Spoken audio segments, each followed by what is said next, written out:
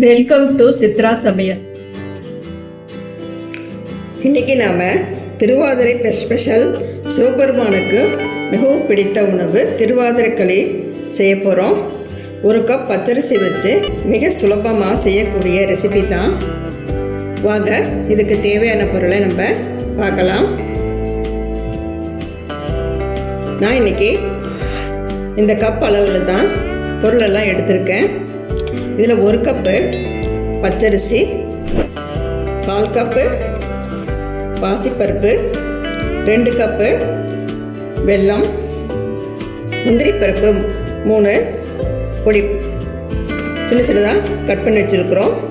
முந்திரி திராட்சை ஒரு 10 திராட்சை காஞ்ச திராட்சை, நெய் 3 ஸ்பூன், ஏலக்காய் 2 மிக்சியில் போட்டு சர்க்கரையோட பொடி பண்ணி வச்சுருக்குறோம். 1 கப்பு துருவின தேங்காய். முதல்ல நம்ம பச்சரிசியை வெறும் வடச்சட்டியில் வறுத்து எடுத்துக்கலாம். பாருங்கள், வடச்சட்டியை அடுப்பில் வச்சுட்டோம். பச்சரிசி போய் கொஞ்சம் பொன்னிறமாக வர வரைக்கும் நம்ம வறுத்துக்கலாம். அடுப்பை மீடியம் சைஸில் வச்சுக்கணும். அரிசி கருகிடக்கூடாது. பாருங்கள், கொஞ்சம் பொன்னிறமாக வருது. இப்போ நம்ம இதோட பாசிப்பருப்பு எடுத்து வச்சுருக்கோம்ல 1/4 கப்பு, அதையும் போட்டு வறுத்துக்கலாம்.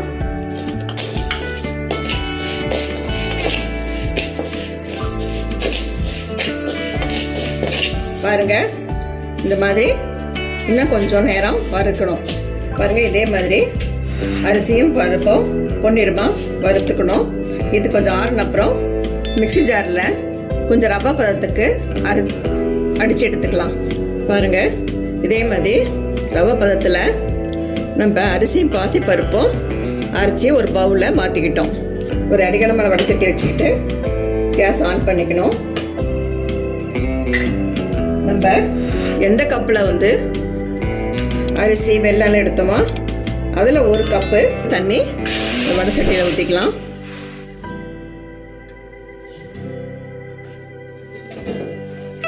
வெல்லம் 2 கப்பு எடுத்து வச்சுருக்கிறோம்ல, அதை இதில் போட்டுக்கலாம்.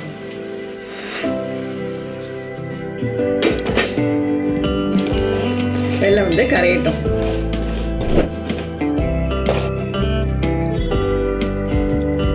பாருங்கள், தண்ணியில் நல்லா கொதித்து வெல்லம் கரைஞ்சிருச்சு.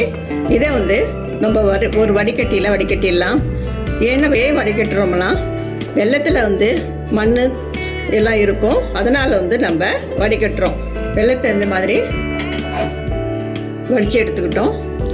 அடுத்ததான் நம்ம முந்திரி திராட்சையை நெய்யில் வறுத்து எடுத்துக்கலாம்.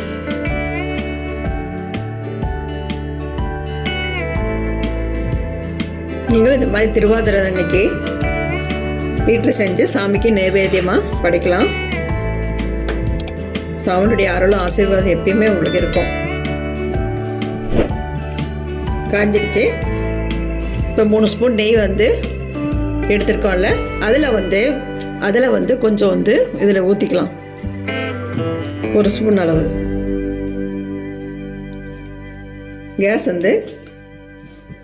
ஒரு மீடியம் சைஸில் வச்சிடலாம்.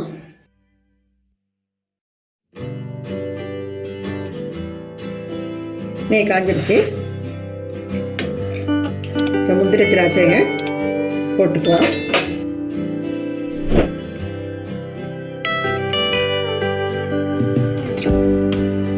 முந்திரி திராட்சை இன்னும் கூட வேணும்னா கூட சேர்த்திக்கலாம். அது உங்கள் விருப்பம்.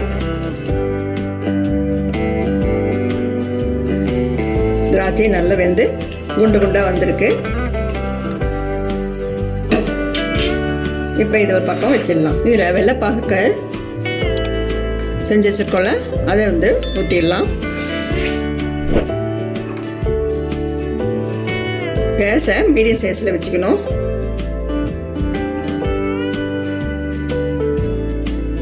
இது கூட இன்னும் ஒரு 2 கப்பு தண்ணி அளந்து வச்சுக்கணும். முதல்ல மொத்தமாக 3 கப்பு தண்ணி தேவைப்படுறதுக்கு 1 கப்பு தண்ணி ஊற்றி தான் வெள்ளைப்பாகு செஞ்சுருக்குறோம். அதே கப்பில் நம்ம 2 கப்பு அளவு தண்ணி எடுத்து வச்சுருக்குறோம். இதை இப்போ இதோட ஊற்றிக்கலாம். கொஞ்சம் கொதிக்கட்டும்.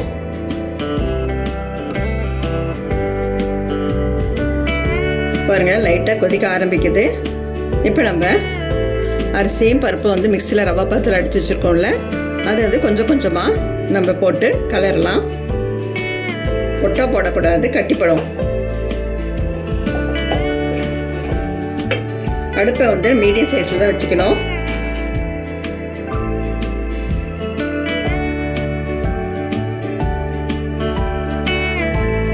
இது கூட நம்ம வந்து தேங்காய் பூ 1 கப் எடுத்துருக்கோம்ல, அதை நம்ம போட்டுக்கலாம். தேங்காய் சேர்த்தோம்னா இன்னும் டேஸ்ட்டாக இருக்கும். அதனால நம்ம தேங்காய் பூ போட்டுக்கிறோம். இப்போ அடுப்பு மீடியம் சைஸ்லேயே இருக்கணும். கொஞ்சம் அரிசி பருப்பு வெள்ளைப்பாகோட சேர்ந்து வெந்து கெட்டியாக வரட்டும்.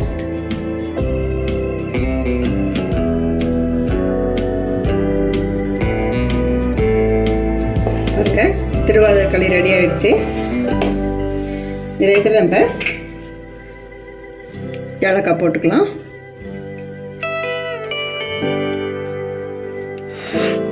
மிச்சமாக இருக்க 2 ஸ்பூன் நெய் விட்டுக்கலாம். முந்திரி திராட்சை வறுத்துருக்கலாம், அதையும் போட்டுக்கலாம். நம்ம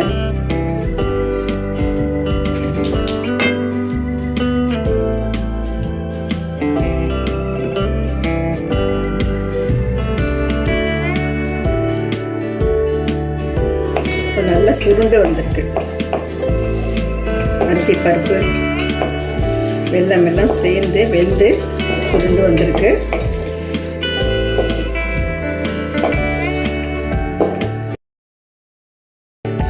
உங்களுக்கு வெல்லம் இன்னும் கூட வேணும்னா இன்னும் சேர்த்து கூட நீங்கள் போட்டுக்கலாம். பாருங்க, இதை இப்போ நம்ம ஒரு பவுலில் மாற்றிக்கலாம். திருவாதிரை களி ரெடி ஆயிடுச்சுங்க. இது ஒரு பவுலில் நம்ம மாற்றிட்டோம். டேஸ்ட் பண்ணி பார்க்கலாம்.